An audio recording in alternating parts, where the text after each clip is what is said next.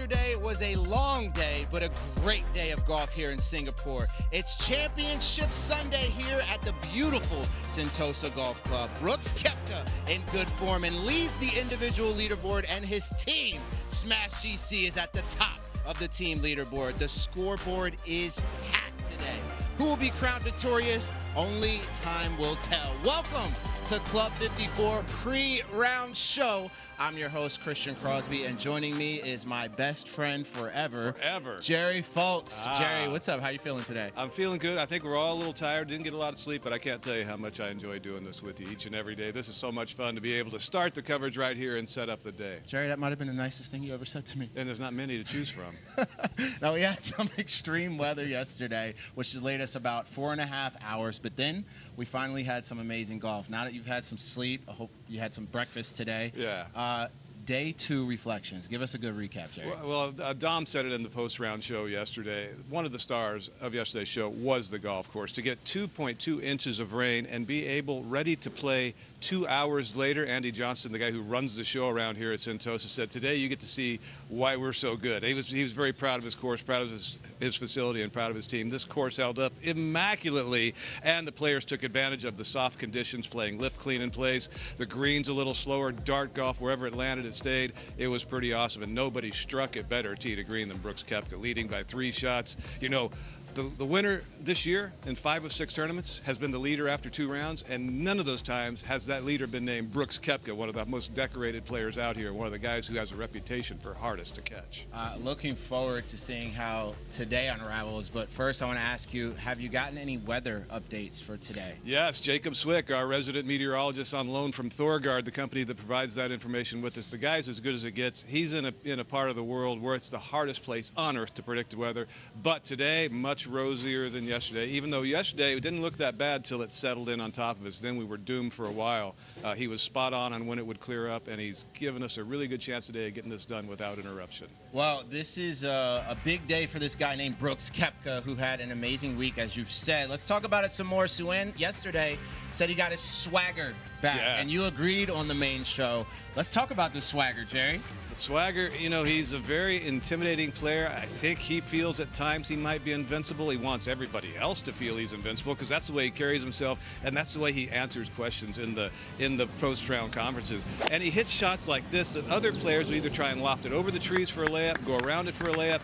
2 days in a row, he went through those palm trees. He said in his press conference afterwards, there's more room there than people think, and I think he's absolutely nuts. He saw where he needed to hit it and didn't see what could go wrong. That was a birdie on 4, then the birdie there at 6, and then this one, which, you know, he's been burning the edges.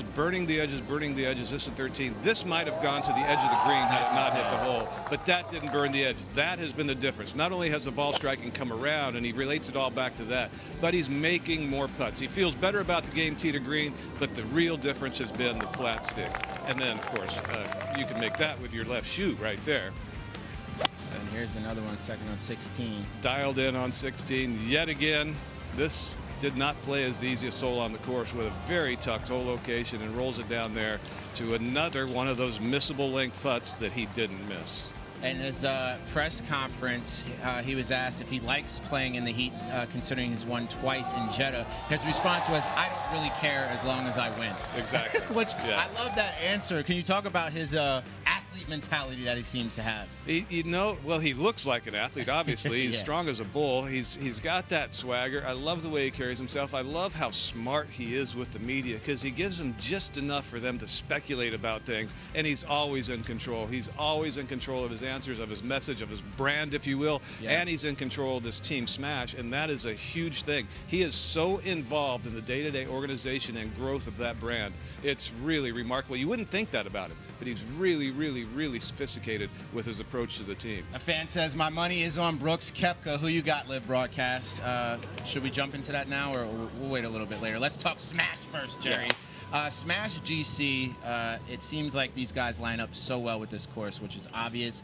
Let's talk about it, Jerry. Yeah, you know, we talked about the analytics leading in that are provided to us by our friends at Champions Data, and they were the front-runner favorite. It's held true. Now, they also had Crusher as the second favorite, and they're down toward the bottom, so the computer's not always right. But Smash is really good. Today, Smash is going to all 4 scores count. So then your weak link gets exposed. Now, they added a new player this year, signed the free agent, and Graham McDowell. He was brought in primarily for days like today. He did it in Vegas, shooting 65, the star of the show for Team Smash then. It's going to be important for him today because he shot 2 over yesterday, and according to his caddy, Ken Comboy, he played really, really well. He's playing really well and not getting anything out of it. But Brooks believes in him. He's a major champion. He knows he's got heart. He knows he's got fire. And he knows he can get it done when they need him most. And today they need him. Well, Smash GC are leading here in Singapore. And Brooks Koepka's hard work in the offseason has clearly paid off. For me, I think it's what we expected. We were looking to make this team as good as it possibly can. Brooks Koepka has recruited last year's individual winner Taylor Gooch as part of Team Smash for 2024. The camaraderie is great. I mean, we all are like-minded, and we want to win. Obviously, adding Taylor was a huge thing, and G-Mac bringing in the experience. And what a masterstroke signing Graham McDowell could prove to be for Brooks Koepka. Coming to a team like Smash with a guy like Brooks Koepka on it, Taylor Gooch off the back of 3 wins, and Jason Kokrak's a well-decorated player. Expectation levels are there. For G-Mac to play as well as he did on Sunday at Vegas, huge confidence boost, right? Now you got the rest of the year. Smash won the team title. The celebrations in full flow. Kind of fun to see all those guys climb the leaderboard. It was a good time to, quote-unquote, hit the jackpot. You put guys in the right team, surround them with the right people, they can play some good golf. That was Smash GC leading 23 under currently. Here's a team leaderboard. 1 shot above Ripper GC, who did phenomenal at the end of day 2. Take me through this leaderboard, Jerry. Well, there's a note on Ripper GC, Christian. Ripper GC has the number 1 ranked, number 2 ranked, number 6th ranked, and number 15th ranked putters in the field this week. To get 2 guys in the top 5 is remarkable. Your team chances go way up. They got 4 of the best putters in the field, all playing well for them. Now, the difference being this course relies as much on ball striking accuracy as it does on putting. It's not a putting contest. But if they find the greens in regulation today, Ripper's the team that I look for to come back, and they're not really behind, they're 1 shot behind. You could go all the way down to Stinger at 14 under, even farther than that, Crushers 13, Torquay, who I picked beginning of the week. Almost anybody's alive with 4 strokes counting, but you have to have all 4 guys clicking today to make a run. I asked you at the end of our post-round show yesterday, and I'm going to ask you now again that you've had some rest, potential team playoff today. You know what? That leaderboard looks like it, but I'm going to say like I did last week, there's no chance of a playoff because we all love the playoffs, and as long as I don't jinx it, we have a better chance. So it would be awesome to have one here on this golf course. It would be phenomenal. Now we're looking at these guys on a range right now. Team I want to talk about, Ripper GC. Seemed like they're just capitalizing off of that momentum from Adelaide. Mark Leishman specifically looked phenomenal yesterday. Talk about this team, Jerry. Yes, no, again, they're all putting well, but Mark Leishman is playing phenomenally. He's not, completely on top of the ball striking, but really in his career, even though he's got, 3 PGA Tour wins, maybe more than that, the ball striking hasn't got it done. It's his ability to score, and they're all scoring very well this week. They've got confidence, the highest confidence they've ever had after coming from behind, or not behind, holding on to their lead, then extending the playoff when it looked for all likelihood they were dead in the water on the first playoff hole, and getting it done in front of that home crowd, that energy. They're still feeling it. It was the most incredible event most of those guys say they've ever been a part of. They came out victorious in front of the home country, and it was a moment they'll never forget, and I know we'll never forget. Yeah, I'm crediting them for my first shoey ever, so how about that? With you, Jerry. But not your last. Not your last. All right, our David Faraday has forgotten more memorable Sundays on the golf course than most of us will ever see, but even he agrees day 3 in Adelaide was something else. Welcome to Singapore, where this correspondent is sweating like a pregnant nun. But yeah, we have a pretty cool job here in the LIV Golf League if you like golf. But every now and then something truly special comes our way, like it did last week in Adelaide. This was a tournament that even your granny could enjoy, and apparently she did, although at least one of those grannies needed a shave. While Brendan Steele was holding off a world-class field for an individual win, the team event turned into a drunk yard sale. Everything must go, with a mob of interested buyers. So many, in fact, that we saw 15 league changes, 5 different teams in first place, and Uncle Phil throwing a fat lady at the scoreboard. What is happening, David? That would be an 8, but even that wasn't the craziest part of the day. After taking the Aussie masses on an emotional roller coaster and jumping over Torquay, high flyers and ironheads, Ripper built a commanding lead to reward the home crowd. Policeman! That might be the killer blow for Ripper GC! But have I mentioned Stinger GC? No, I have not. Because with 3 holes to play, they were 6 back. And our computer, which runs its algorithm 10,000 times, spat out a 97% chance that they would lose. But then Louis Oosthuizen birdied 18, and over on the 10th, Brandon Grace makes eagle.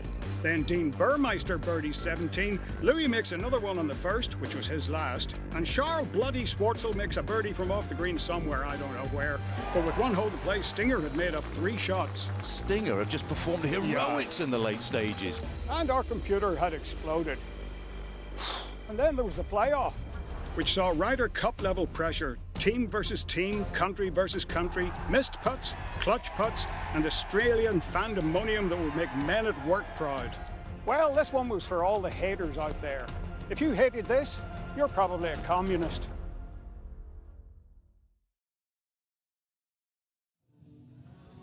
That might have been my favorite WTF so far. They're all good. He's got an incredible sense of humor, to say the least.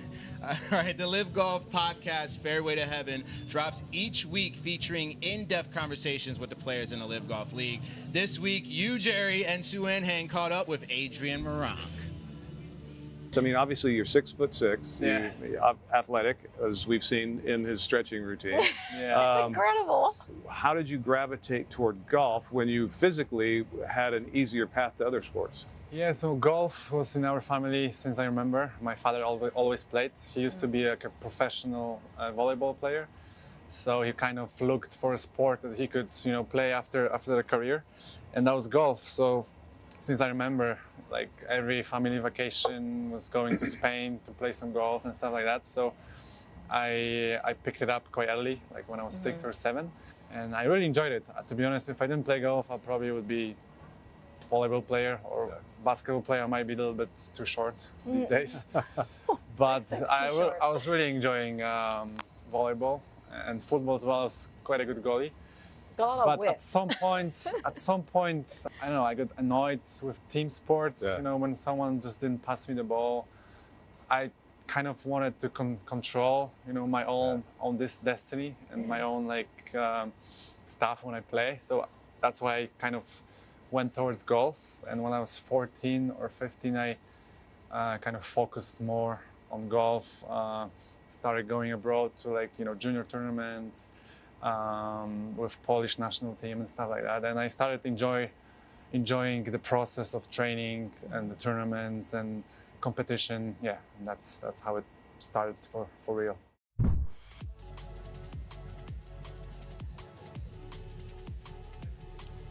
Make sure you guys scan that QR code, Fairway to Heaven, the best podcast in golf. I'm saying it, Jerry. And we encourage the viewers to chime in, send us questions, send us comments, call me names, whatever you want. It's a lot of fun. All right, let's talk about some of the contenders for our championship Sunday. 2 names that come to mind, Taylor Gooch, Matthew Wolff, who we see out here on the range right now with the Range Goats, which these 2 have an interesting tie-in together, interesting storyline. But talk to me about Matthew Wolff. Matthew Wolff has, as Dom said yesterday, as much talent as anybody he's ever seen. And you know what? Every player in the field would say the same thing. Obviously, he's in a better place this year playing for Bubba Watson and the Range Goats. He's been very, very upfront about his mental health issues in the past, and it's nothing to be taken lightly. But he's such a nice, quality young man. He hits the ball forever. He's got so much talent, it's ridiculous, but he's a very streaky player. Here's some highlights from Matthew Wolff. Yeah, and when he's on a bad streak, as we watched this 3rd shot at 18, when he's on a bad streak, he gets very down on himself. When he's on a good streak, he's his own best friend out there, and right now, he's being his own best friend because he is feeling it. He's got everything about his golf game is is based on timing. You see the body constantly in motion before putting, before every full swing. It's all based on timing, and he's got it synced in. You know, the biorhythms are in the right place this week for Matthew Wolff, and he is not afraid of the moment. He won on the PGA Tour as one of the youngest players ever to win on the PGA Tour. He hasn't been that form. Nearly won a major the same year. He hasn't had that form really at that level since. He's starting to get it back, and we're all rooting for him. He can definitely catch Brooks Koepka today. And remember, last year there was a little bit of a public disagreement amongst the ranks in Team Smash, even though Brooks really didn't comment on it that much. Yesterday they're both like, we're professionals, we get along, we're both in better places now, our teams are in better places now. I'm going to go out and try and beat him, but he knows Brooks is going to be tough to beat. And Social's talking about it too, Jerry. Great to have play underway. You guys have given me a hall pass to get me out of shopping. Love it, Lonesome Train. Go Wolfie. Gotta love that. Matt Wolff, when he beats Brooks in a playoff tomorrow. How about this? That's a good one right there. Welcome to LIV Golf. That's the element we bring to the golf ecosystem that other golf doesn't. Just that little interpersonal rivalry, team rivalries, and you see the soccer player celebrating songs. Well, I got to bring up the individual champion of last year, Taylor Gooch. Taylor Gooch. Let's have a brief talk about Taylor, because I know you got to leave soon. Yeah. What do you think we'll see? Will history repeat itself? He's got a great chance. He's steely, and he's as accurate as they get, and he's starting to really find that golf swing as well. Taylor Gooch won here last year. Brooks Koepka, third. Taylor Brooks won in Andalusia. Brooks Koepka, third. They have a kind of a union together at the top. One of Brooks Koepka's wins in Jeddah, it was Taylor Gooch who finished, I think it was second or third last year, but he ended up getting the individual season-long title by virtue of doing that. Those two are tied together at the hip. Now, they're teammates. Now they want to go out and beat each other today, because if they play well enough to beat the other guy, they know they're going to help the team even more. That's what's going to make them so dangerous today. All right, well, let's talk about the contenders for Team Smash GC. One that I wasn't sure I'd see yesterday do so well, Ripper GC. We talked a little bit about them earlier. I want to do a deeper dive on his team. Here are the highlights. Mark Leishman is leading the field in putting this week, and it's no surprise because he just made those routinely. That was for birdie at number 1. He goes on to get at number 5 to make another mid-length putt. You make about 10-15% of these, he's making them routinely. But he also has his captain, who is the best putter that's ever walked the face of the earth, according to the team, and many, many fans. This guy's so gifted. He's 6th in putting this week. He's having a bad week on the greens, but he's finding he's actually striking the ball a lot better and keeping the driver in play more.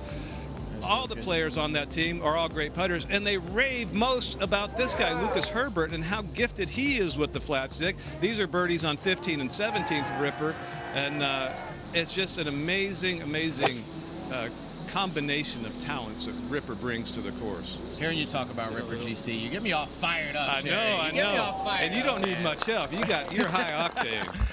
It'll be a lot of fun to see them today. But Jerry, yesterday in the main show, there was a moment that I just will never forget. What was that? You know, sometimes we fly high, sometimes we fly low, and Arlo White was flying very low yesterday. There was a little malfunction with his zipper during the show. There's nothing to see here. Here's the moment when.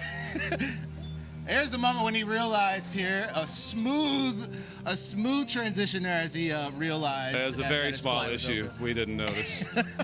Yeah, you said that on the show yesterday too, which was pretty funny. I love that you guys are able to make fun of yourselves on the show. He's the one. Once he was told in his ear that happened, he's the one who brought it to the attention of the viewer, who might not have even noticed. Yes, of course. Now every short putt's going to be called an Arlo. Yeah, that was great. Speaking of Arlo, let's toss it over to Arlo and David now at the booth. Check it in, boys. Early alarm calls all round, Christian, for the early start today. I think, David, everyone just delighted we got 18 holes in yesterday after what was a deluge for about 4 or 5 hours. And the course, as you can see in the background, in perfect condition because of the drainage system here. So should be another exciting championship Sunday. Subplots are plenty. Brooks Koepka, Matthew Wolff, former teammates. They didn't see eye to eye. Brooks insists that there's no ill feeling, but both of them surely would be motivated to beat the other today on Championship Sunday. I think so, and I think it's to Matt Wolff's advantage that he's not playing with Brooks. You know, they say, both men would say, it's no big deal or whatever, but there's a little animosity there, and in that final group we've got Peters and Meronk.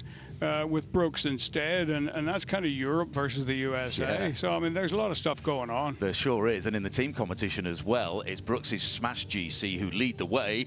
Matthew Wolff and his Range Goats trying to defend their Singapore title, and don't rule out Taylor Gooch as well. He's performed heroics here in the past. It should be another fantastic Championship Sunday. Christian, back to you.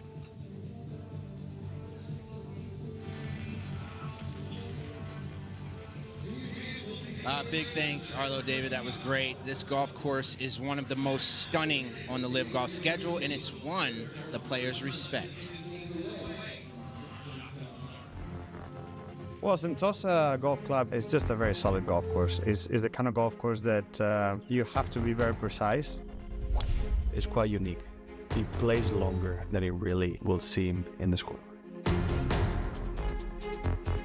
The most challenging is the heat and being able to keep your focus. Once you kind of lose the focus and you get, exhausted from the heat, and then your game will start tanking. But the next biggest thing is the tee ball. The rough is going to be difficult to control the spin. Yesterday I was just dropped a couple balls in the rough to see what it's like, and it's brutal. There's a lot of hazards and bunkers out there. There's probably 4 holes that you have to hit it really close to the water. Every single water hazard that you have on the holes comes into play. Yeah, bombers can't hit it over the bunkers and waters out here. But they leave gaps. So you cover the first bunker, stay short of the second one. That's kind of your window that you're hitting into. But if you don't, it's very tricky. It's more about strategic than being aggressive or not aggressive.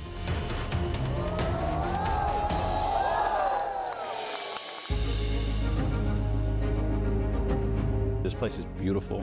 Golf course is amazing. The city's amazing. Visually out here, it's unbelievable. I mean, it's just lush and green. I mean, I love this golf course. It's quickly become one of my favorites and is in pristine shape. It's a beautiful golf course. If anybody has a chance to come here, I think you should.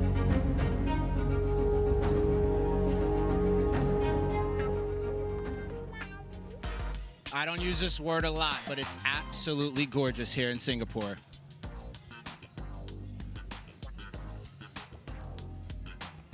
All right, fans, every single pre-round show, we do a thing called a poll where we ask you a question. You scan the QR code and you can vote in real time.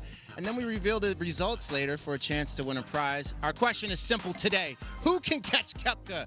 Who's going to make it happen? Is it possible? Matthew Wolff, Adrian Meronk, Abe Answer, Thomas Peters. What do you think, fans? Let us know, and maybe you will be the lucky fan to win a prize. All right, there's one thing I love doing, and that's tossing to Rachel Drummond on the range. Let's see what she's up to today. Rachel, what's up? What up, Stacey? Final day here in Singapore, and what a day we had yesterday. And it wasn't just the heat. We had some amazing play, some hot streaks from a lot of players. Now, come with me. We're going to get straight into it. Now, I've got a special guest here, LET player Shannon Tan. How you doing? Good, how are you? I'm good, I'm good. So, you got your LET card this year, and you won in your first event in your rookie year. What could you teach these players about winning? I mean, like, some of these players are major winners, so I'm not sure if I'm in the right position to say anything, but I would say boring golf is always good golf. Just hitting fairways, hitting greens, it can't go wrong. So I just like to stick to boring golf, and I think that helps a lot, so yeah. We like boring golf. Now, who's your team? Who are you supporting? The Rippers. The Rippers, you need to get behind them. They're over there. Thank you so much, Shannon. Thank you. Right, now the Cleeks are 3 back. They haven't had a podium at all yet in LIV history. I'm going to grab Wee Man. He's looking at me out the corner of his eye. Kaima's caddy. How you doing? Hi. I want to know the best shot that Kaima hit yesterday. The best shot? I'll tell you the worst shot that you hit, followed up by the best shot. 10th tee, chunked a hybrid off the tee. Now remember, it's a hybrid, some kind of wedge. Chunked the hybrid, left himself 210 yards to the flag, opposed to 110, and hit a 5-iron to 12 feet. Did he capitalise on the shot? No, but it was a nice 4. So he hit his worst, follow up his best shot? Yeah.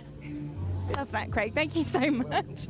You can always expect honest feedback from these guys. Now, Cleeks, we've got Meronk in that team. He's looking for his first LIV victory. Here are the Stingers. Hello, Matty Jones. Are you ready? Ready to go. Team Ripper, 1 back. Here's his caddy. Right, we're going to go to Smash. Gooch obviously won here last year. Brooks is not here yet. 4 scores counting. GMAT was on the putting green last night. We've got Koepka warming up. Talking of the man himself, here we go, Glenn. Brooks just arriving, giving his team the knuckles. He said his proximity has been so much better around the hole. There's Claude, his coach, get him ready. Leishman in contention. One of the guys who followed him around with the camera said that he missed a few putts. If he were to hold them, he would have been absolutely charging this week. So today could be the day. Torquay, Legion 13. We're going to run right down the end of the range. Glenn, can you keep up with me? I'm firing ahead. Right, I want to get to the range goats, which are... Oh, let's look at Abraham Answer first. He's playing brilliantly. Again, he's already had a win this year, but he's looking for another one. Right, here we go, range goats. We can see Thomas Peters in the distance. Him and Matt Wolf are on the hunt today, all playing together. Peters has changed his driver, got more spin. Wolf spoke to Gankus, his coach. He said he's absolutely ripping it. Glenn, get a close-up on them. Sun's coming out. Peter Uihlein just behind him. California boy, absolutely striping it. Thomas Peters just here, getting the sun cream on. Caddy Adam, I'm not going to bother them, he said for me, never ever to bother them. Right. See you, coach. Right, final day here. We've got so many men in the hunt. We've got Thomas Peters, we've got Wolf, and not just that, everyone's hunting down Team Smash for the win. Can't wait to see what happens. Back to you, Christian. Hey, thank you, Rachel. Just moments away from Championship Sunday. It's going to be very exciting, especially after seeing that range walk, Rach. Great job. All right, let's toss it over to Sue-Ann and Dom for what to watch for today. A man that will be chasing Brooks Koepka is Matthew Wolff, and it is great to see him playing really well this season. Something that he's been doing so well this week is his medium approach shot. He is so good with his strokes gained between 150 to 225, and that's exactly what he needs to do today. He's also played so well on the par 5s. I think he's leading in par 5 stats, and he knows he needs to come out gun blazing to chase someone like Brooks. He does, but you know, Sue-Ann, there's some names you see on the top of the leaderboard and you think, he may falter, but I'm afraid Brooks Koepka's name is not one of them. And this year, 5 of the 6 winners have led from the front going into Sunday. And not only is he swinging it beautifully, his short game is on top of the world this week. He's 9 for 9 in scrambling. If anyone's going to beat Brooks Koepka today, they're going to have to go really, really low. Big thanks to Dom and Sue-Ann. Looking forward to our Championship Sunday, but here's a reminder, LIV Golf Fantasy. Make sure you guys join as soon as you can. You can play against friends, family, and even foes, and the best part about it, if you're right, you look like a genius, and you get some bragging rights. You can even scan the QR code right now. It's LIV Golf Fantasy. No clubs required to play. All right, let's check out some social here. Now this is a good one. It's hard work looking that good. Yeah, that's a look for sure. I'm not sure if I could pull that off. Yeah, maybe I could, but that's another story. Here's another tweet. Early morning with the port in the background. Look at that view. It's beautiful here, and I'll say that 100 more times before this pre-round show ends, but I mean it. It's that beautiful. Here's another one. Heading to Singapore to watch Sunday action. Oh, well, you better hurry up and get here because we're just moments away from getting started, but look forward to seeing you. As you can see, fans are excited. Here's Brooks getting ready for his big day. 3 shots ahead on that leaderboard. Just showed up. Seems like he's calm, collected, and focused. Can't wait to see how things go for him today. Will he do it? That's Brooks Koepka right there. All right. We are just moments away from our Championship Sunday. And like I always say, thank you for watching. This is Club 54 pre-round show. I'm your host, Christian Crosby. I have nothing left more to say other than thank you for watching, and I'll see you in the post-show, baby. It's Championship Sunday, LIV Golf League 2024 here in Singapore. Let's go. Peace.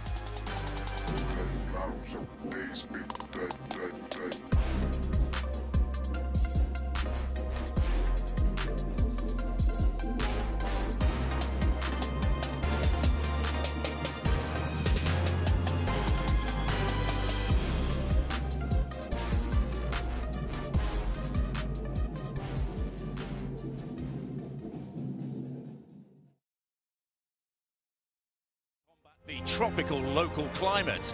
So despite hours of torrential rain yesterday, we still played all 18 holes. Now it's